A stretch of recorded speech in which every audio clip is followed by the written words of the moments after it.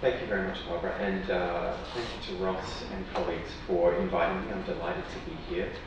And I'd like to begin by reflecting on the provocation of the symposium, that the urban is a given condition, and that this givenness stands in a way of a considered reflection on the category of the urban itself. From the point of view of urban morphology and urban experience, the givenness of the urban might be cast as the givenness of the street. The street grid is the icon of the urban, and street life the index of urbanity. Now, I would argue that this givenness has come about through the dynamic of upheaval and renewal which has coloured the discourse on the urban since at least the post-war period. The modernist calls for urban decongestion and their inaction in urban renewal led almost immediately to the street's apotheosis.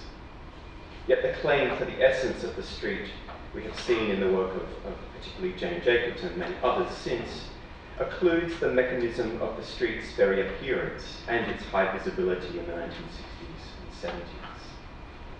It's the claim on the street's essence that I will make steps to elucidate in a smaller way in what follows.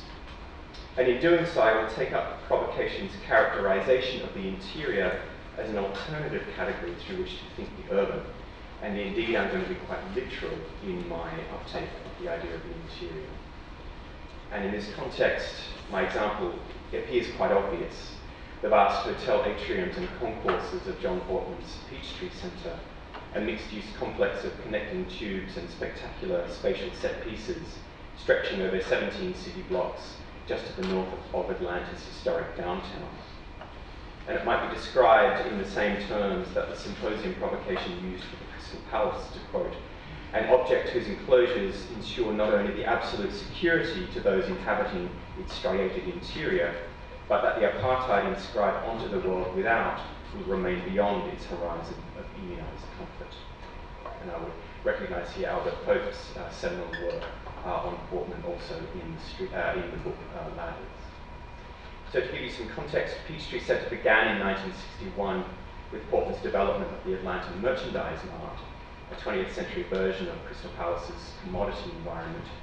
And in 1967 saw the completion of the building for which he is best known, the Hyatt Regency Atlanta, its 22-story void, reinventing the Atrium Hotel as a globally proliferating genre. Now, Portman developed two further Atrium hotels, office buildings and parking, as well as commercial, entertainment and leisure space, forming what he called a coordinate unit, a linking of complementary functions within a walkable distance of about 7 or 8 minutes. The Hyatt Regency is at the core of the success and sustained growth of Peachtree Centre, which has acted as a laboratory for Portman's practice of architecture and development as it has expanded globally. Conventionally, Peachtree Centre's pervasive interiority has been considered an assault on the street, the creation of a privatised autonomous architecture which produces what Trevor Body has called in the early 1990s the analogous city. As for so many writers on the North American city since the publication in 1961 of Jane Jacobs' classic The Death and Life of Great American Cities, the street came sharply into focus in the way that Body made his argument.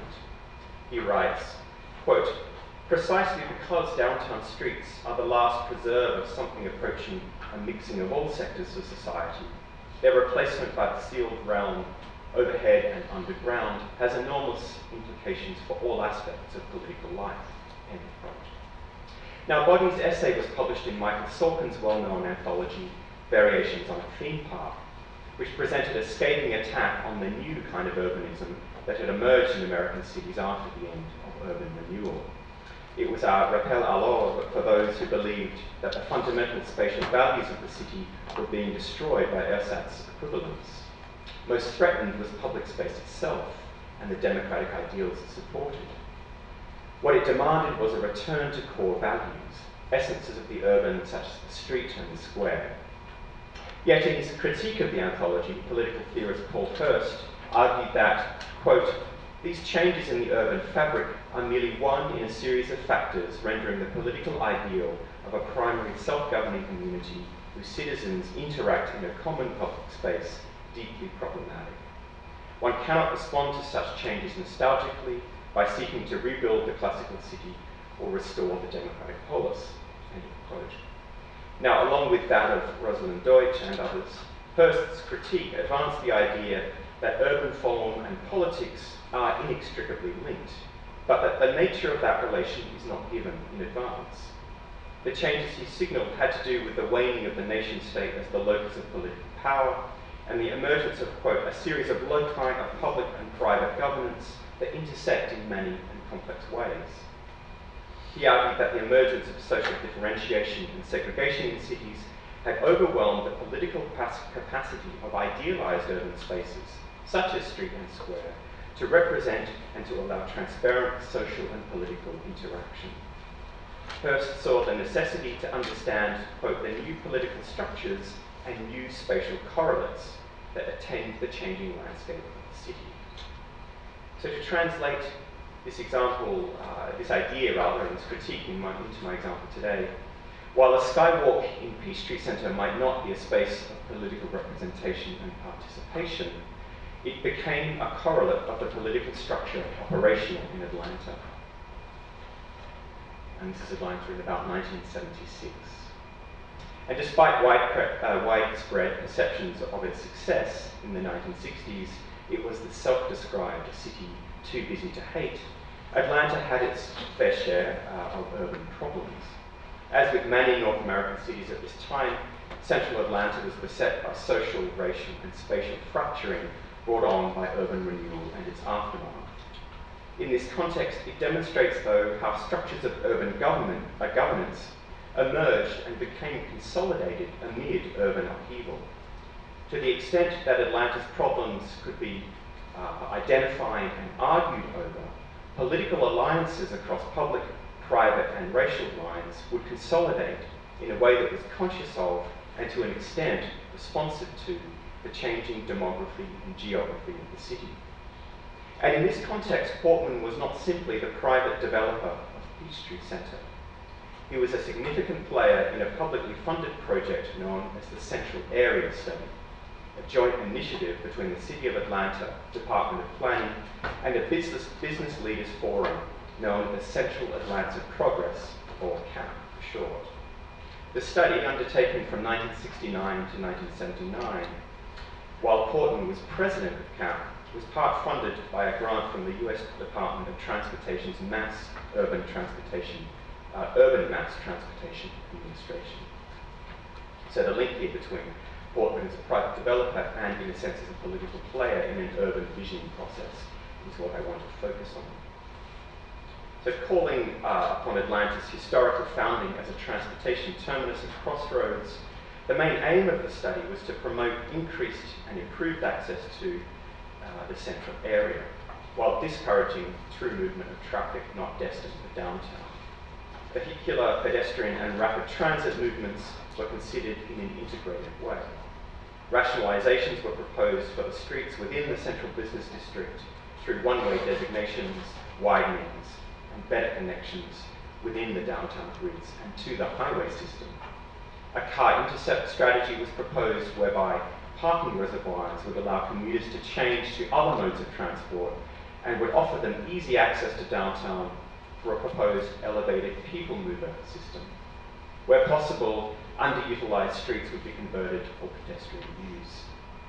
And these proposals had much in common with the contemporaneous downtown improvement plans in many North American cities, and the explicit reference of Victor Gruen's 1956 plan, A Greater Fort Worth Tomorrow, which we can see here, can be traced. Apart from road reorganization, access and circulation was to be organized through a new rapid transit system known as MARTA. The story of MARTA's inception is key and says much about what Charles Rickards has called Atlanta's racialized geography.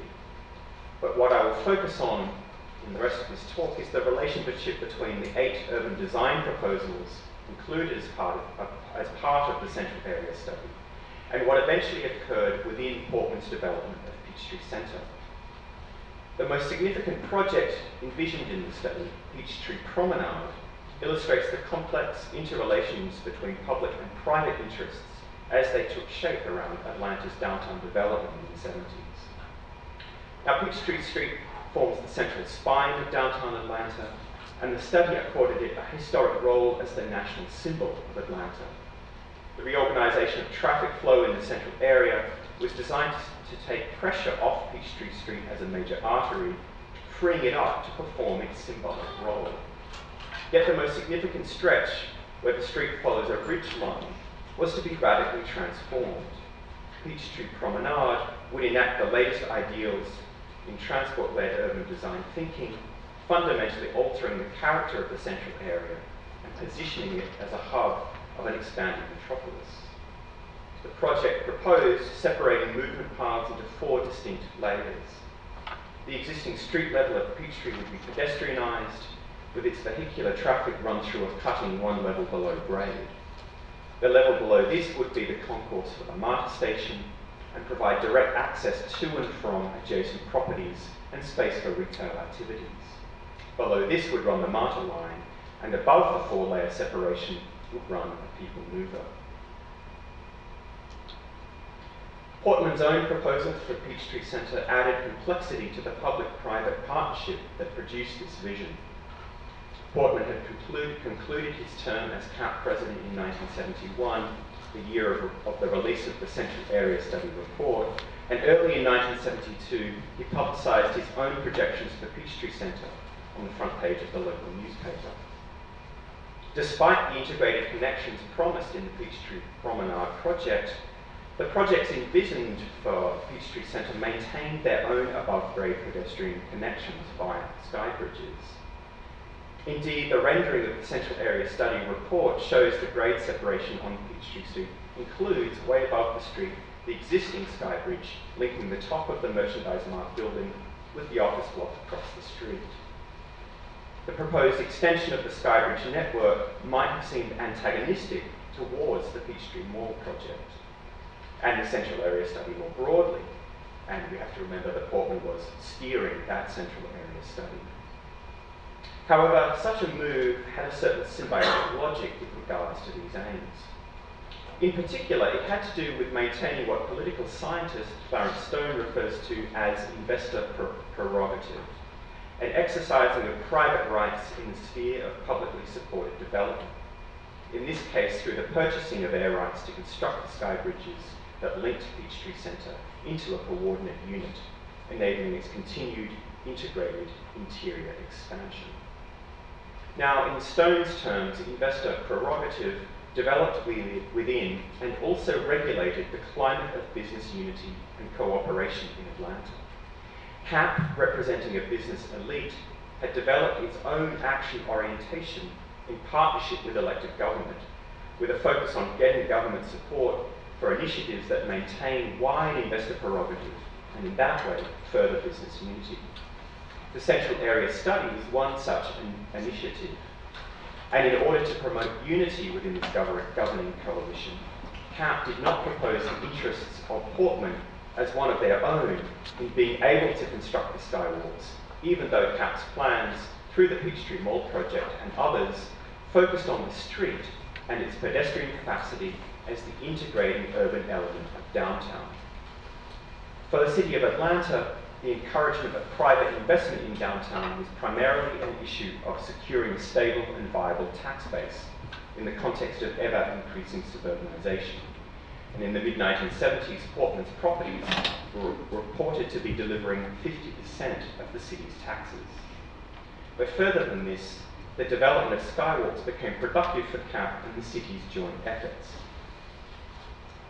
So as Clarence Stone argues, to quote, rather than limiting the construction of bridges as a way of encouraging street-level pedestrian traffic, the city has embarked upon various publicly funded efforts to make the street level of the business district more appealing. That is, instead of supporting a restriction on one of their own, business executives back public projects to meet the problem. In this way, Portman's skywalks weren't simply concessions to private interests. They actually supported unity in urban governance in the subsequent promotion of projects that relied on public engagement and advocacy, and that stabilised the operation of Atlanta's governing coalition. So in this light, the Central Area Study and its project can be seen as a response to a key component of Portland's spatial reasoning. That is, above-grade pedestrian movement between a range of functions, which had been at the core of Peachtree Centre's design logic from the beginning. Peachtree Mall extended the idea of separating pedestrians from traffic, but it did so as an explicit reinvigoration of the idea of a vibrant street level, responding to the lifting of the pedestrians up above it. These street improvements became about a public recognition of the need for this improvement in political rather than strictly urban terms. CAP needed to be seen as proactive in attempting to implement this opportunity that was provided not so much by the construction of a metro as by the very nature of the politico-economic reality of downtown development and the reality and leverage that a piece of infrastructure such as a skywalk has in that process. Now, in characterising what he termed, quote, partnership New South style, Stone argues that, quote, race consciousness, metropolitan fragmentation, and economic growth provide the context for Atlanta's public-private partnership. One could even say that the interrelation among these factors is the partnership's main concern. Here, the instrumental function of the central area study should be recognised. Its success didn't hinge on whether its major projects were built as projected, and as you might gather, this project, Peachtree Mall, never happened. Rather, its role was political in its organisation of public-private collaboration, and therefore degrees of stability and visibility of cooperation in governance in the context of an urban environment that remained perpetually problematic. Urban action occurred through and took as its interest the management of inherent urban instability, rather than the fixing of urban problems. The development of Peachtree Centre and the proposals of the central area study touch on the street as the key determinant in the debate on urban renewal and its aftermath. Yet, in this example, the street is both claimed and usurped in the emergence of the pervasive urban interiority we see in Peachtree Centre. In this light, it's telling to consider Jane Jacobs' role in the debate prior to the solidification of her convictions about street life in the death and life of great American cities. So this is a rendering once again of Peachtree Mall, and we would shift then to the much more well-known project, Gruen's A Greater Fort Worth Tomorrow.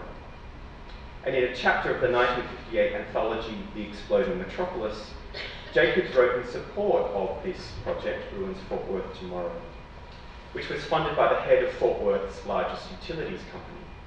It was a scheme that envisaged the pedestrianisation of the downtown through strategies to remove automobile traffic. 6 enormous parking garages, fed by a ring of highways, would encircle the city centre and turn it into a giant pedestrianised podium, serviced from below. The podium would capture existing buildings, as well as provide the structure for new development in a consolidated amalgam.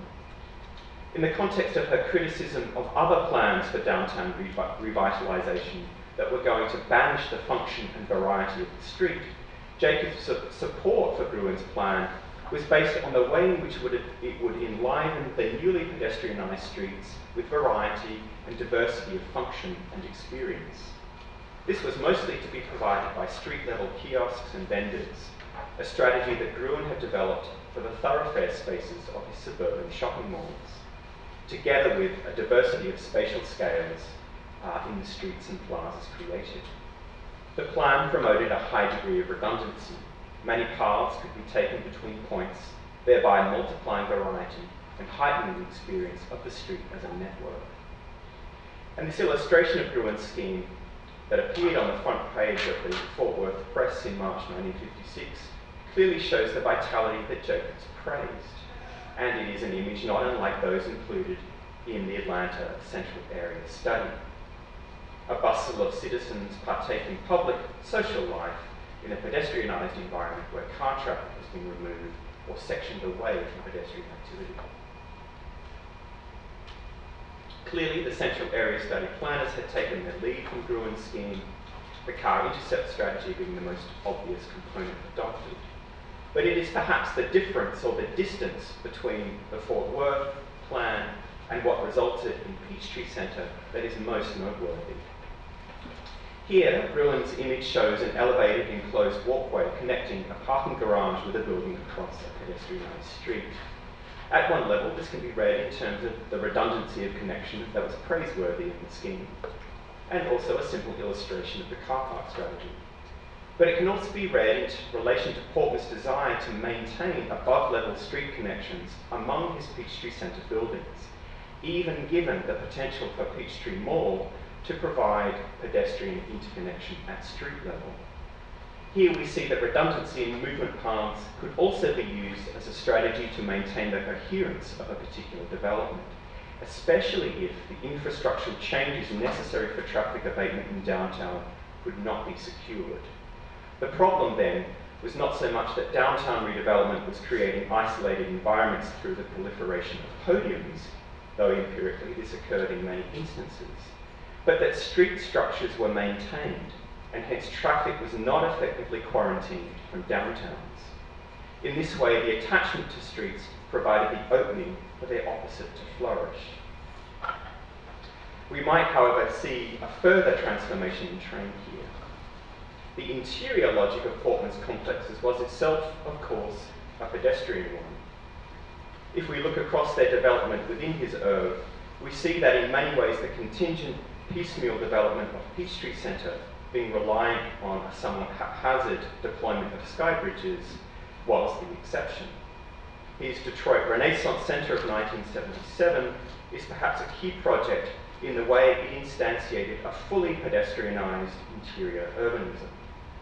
It is Peachtree Centre all of a piece, its network of concourses matching the street grid's iconic urbanism. And in San Francisco's Embarcadero Centre, constructed between 1973 and 1989, this is taken in a different direction, lowering the difference between inside and outside, yet through material continuities, constructing the entire complex, even down to the adjacent existing sidewalks as interior. It is perhaps this scheme that is closest to what Gruen wanted to achieve for Fort Worth. In the mid-1970s, around the time Portman's practice reached its apogee, Kenneth Frampton recognised that the architectural project could provide the conditions for maintaining the street. In his contribution to the edited volume on streets, Frampton commented that, quote, an existential need for something that may be identified as a street seems to persist. He saw that in the Golden Lane project of 1952, the Smithsons had, quote, formulated for the first time in modern theory the idea of the generic street. That is, of a street that may not be recognisable as such, but would have, nonetheless, many of the psychosocial attributes of the traditional street. For the Smithsons, the street in the sky attempted spatially to situate its domestic subjects within a megastructural scale in order to mark out a locational identity. However, Frampton saw Golden Lane and its built derivatives as failures in that they did not recognise that the inherent characteristics of the street, even in its generic condition, were something like its double-sidedness and its connection to the ground. For Frampton, a whole range of projects in the megastructural idiom also failed, largely due to a surfeit of pedestrian possibility as against programmed location-enhancing content. And here the target would be Smithson's Hauptstadt Berlin proposal of 1958. Frampton's call then was for, quote, the possibility of the limited intervention of the generic street or enclave. To this end, he had analysed a suite of projects that attempted this by incorporating street forms into architectural projects. And among them were A.J. Diamond and Barton Meyer student housing in Edmonton in 1973, a raised linear arcade incorporating shops and housing with lateral links to other university functions, and several projects by Candilis, Joseph and Woods, the plan for the University of Bochum here, and the scheme for Frankfurt Romerberg of 1962 and 63, each of them. Now, as he somewhat fatalistically surmised in the preamble to the analysis of the projects, quote, thus while we cannot hope to revoke the loss of the traditional street at a global level, we may still hope to maintain within limits those physical continuities that are capable of sustaining something of its living social history. And I'll finish at this point. At a new level in their psycho-socio-political symbiosis, street and interior became inseparable. The street was only claimable as inherently urban in the extent to which it was threatened by the urban infrastructure of the interior. Yet its recreation was also cycled through this infrastructure. The street and street life could both be inside and outside, often in the same project, and thus in the city as a whole. So to close finally, I want to point to two contemporary architectural projects that we might say come after the street, after its topological transformation through the interior. There is Snøheta's revitalization of Times Square in New York, and Dixon and Jones' Exhibition Road redevelopment in London. In respect of the sketch of this genealogy of the urban interior I've traced, and in an effort to inspect the very categories of the urban, we need to ask the following question. Why do we still imagine that what has been created here are streets?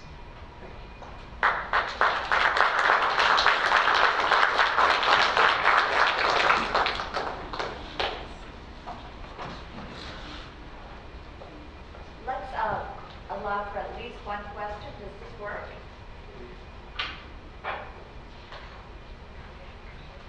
Any questions? Questions? I actually would like to know about that last image you showed. Why do we imagine it's still a street? Yeah. Can I ask the question back to you in reverse? Why wouldn't it be a street? Why wouldn't it be a street? Yeah. I guess because what I'm attempting to trace is a transformation in the very concept. So while we might reclaim the urbanity, the kind of pedestrianisation, the greatness of Exhibition Road, I think we need to see it in light of this problem, which I focused on in terms of the American city, only because that's a certain case study, of its kind of pulling through an interior experience. It's sectioning away in certain projects from conditions of the street only to be reimagined as that is what we need to return to. So I think there's a kind of a complex history behind a simple kind of recuperation. Even though, and my question at the end is genuine, why do we imagine we still need to call these streets? And there might be, well, that might point to certain political reasons for there needing to be so. And I think that's probably what needs to be recognised, rather than a kind of naturally occurring phenomenon. Other questions?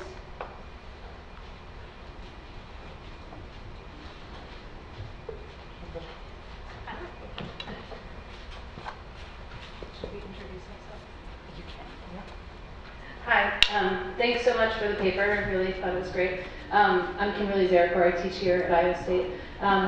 I wanted to ask you a little bit about the big argument at the beginning that there's some specificity to Peachtree Center and Atlanta, because I can think, for example, of Doxiadis' projects for Detroit as having very, very similar formal characteristics in a similar time period. And I mention it only to ask, in a sense, it's a chicken and egg problem. Can we really say that there's specificity to Atlanta, or is there specificity to the conditions in which this kind of solution seems to make sense? Yeah, no, you're absolutely right to point to that issue. I guess partly it comes out of a project that has been focused on Portland, so specificity is part of that. And also an attempt to, which could be done for a number of cases, I would imagine, the attempt to look actually at specific political forms of association. And I think Atlanta, at least in the way I've looked at it, has those conditions available, and I think partly also because of some very good work in political science on what is known as this kind of governing coalition. So I think one could, of course, add up a number of those cases pointing to a general condition, but I didn't. I mean, partly what I did at the end is try to expand the repertoire and begin to conceptualize broader problematic. But I think it's really necessary to grapple with the political questions that would attend this kind of development, and not simply account for it as a generic condition that would be kind of globalized, even though I think is what you're pointing to. You know, there are problems that emerge that we point to as the problem of the downtown. So I suspect we need to do both things.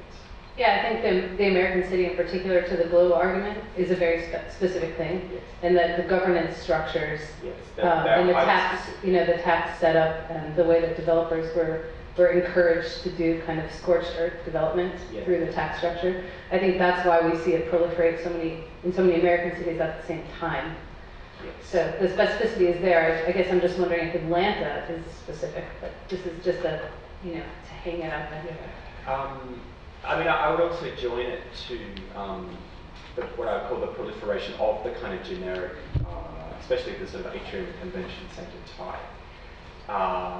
And it's both, I mean, it's kind of not either or, but I think the attention that needs to be given to the specific and also where that hits the ground in other contexts is quite important, because there's actually something incredibly generic across Portland's earth, right down to the materiality and the geometry that hits the ground in lots of different places and ways. So I think both need to be done. Thank you. One more question. Did I see a hand up?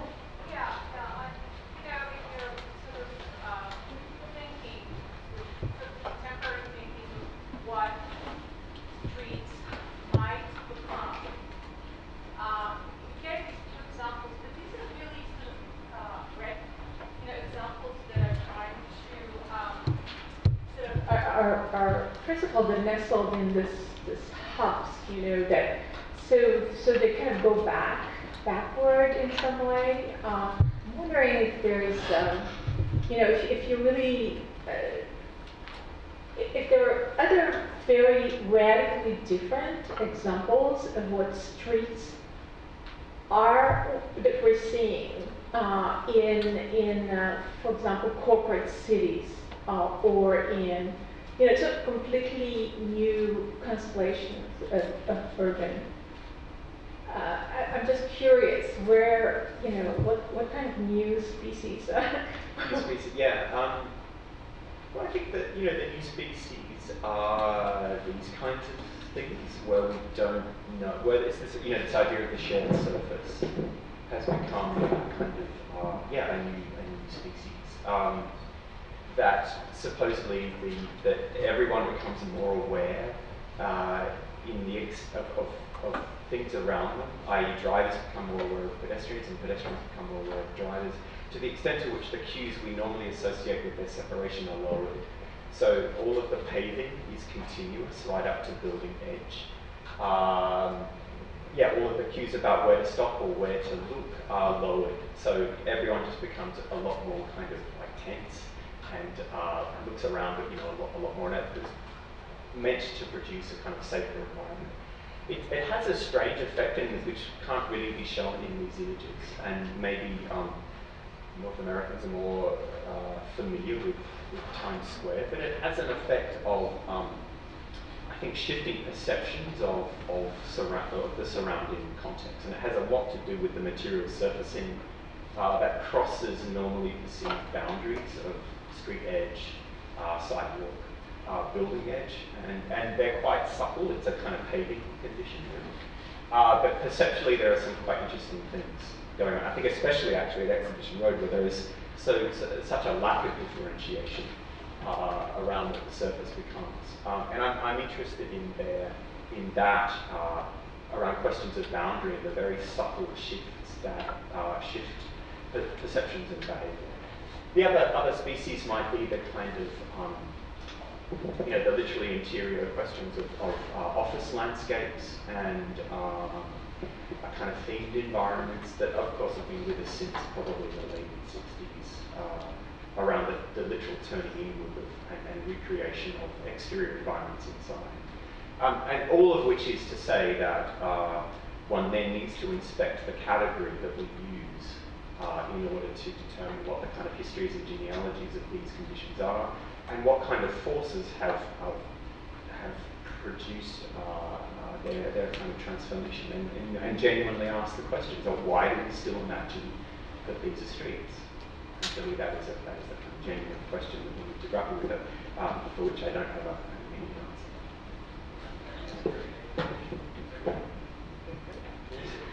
answer.